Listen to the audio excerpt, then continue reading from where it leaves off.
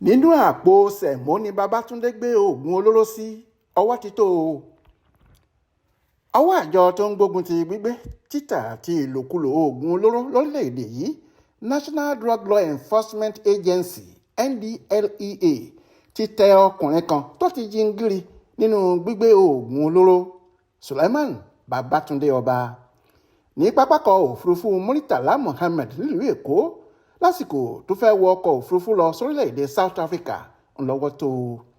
Ọ̀gbẹ́ni Fẹ́mi Babafẹ́mi tí í ṣe agbẹnusọ àjọ NDLEA tó fọ̀rọ̀ náà síta lọ́jọ́ àìkú Sunday ọjọ́ 3 oṣù kẹsàn-án ọdún yìí fi ìdí ẹ̀ múlẹ̀ pé ọjọ́ ẹtì Friday ọjọ́ 25 oṣù kẹjọ tó parí yìí ní ọwọ́ tẹ ọmọkùnrin náà tó jẹ́ ọmọ ẹgbẹ́ ikọ̀ àwọn tó ń gbóògùn olóró kan tí wọ́n mọ̀ nípa ká gbé oríṣiríṣi ọ̀kan òjọ̀kan àwọn oògùn olóró wọ̀nyí tó máa ń yí àwọn èèyàn lórí tó sì máa ń jẹ́ kí ikùn ó wú tí wọ́n bá ti dà á sínú ọtí tàbí omi tí wọ́n ń pè ní methamphetamine. Láti Nàìjíríà lọ sí àwọn orílẹ̀-èdè bíi Brazil, Ghana, South Africa, Mozambique àti àwọn ìlú òkè òkun míì ni wọ́n ti máa ń gbé e.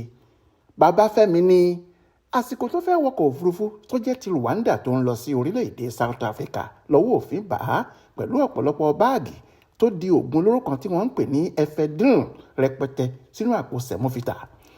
Àtẹ̀jáde náà fi kún un pé orílẹ̀-èdè South Africa ni ọkùnrin náà ń gbé láti bí ogún ọdún sẹ́yìn, ìwé ìrìnnà ìlú náà sì wà lọ́wọ́ rẹ̀. Ọmọ orílẹ̀-èdè náà ló fẹ́ níyàwó. Ó sì sọ pé ọmọkùnrin kan tó ń jẹ́ Hakeem Babatunde tóun náà jẹ́ olùgbé South Africa láti ìlú Èkó ni ọ̀gá àwọn. A tẹ̀síwájú nínú ìwádìí wa lórí ọmọkùnrin náà, a sì tẹ̀lé lọ sílé ọ̀gá ẹ̀ Salami tó wà lágbègbè Wòsílátù Dáúdù Ìjẹ̀ṣà Àgùdà Sùúrùlérè nílùú Èkó lọ́jọ́ Ajé Monday ọjọ́ 28 oṣù kẹjọ tó kọjá yìí.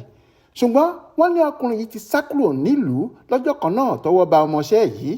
Bẹ́ẹ̀ la bá mọ́tò Toyota Venza tí nọ́mbà ẹ̀ jẹ́ LSR 410HT àti Mercedes-Benz SUV tó ní nọ́mbà LSD 998HP nínú ọgbà ẹ̀. Bákan náà la bá ọ̀pọ̀lọpọ̀ fóònù àti àwọn ìwé lóríṣiríṣi tí yóò ràn wá lọ́wọ́ lórí ìwádìí wa nínú ilé náà. Àjọ náà kádìí ọ̀rọ̀ wọn pé ìwádìí ṣì ń tẹ̀síwájú lórí ọkùnrin náà àti àwọn ikọ̀ rẹ̀ tí wọ́n jọ ń ṣiṣẹ́ tí kò bófin mu ọ̀hún. Jamiu Àbáyọ̀mí ló ṣàkójọpọ̀ ìròyìn náà fún Aláròyé online television.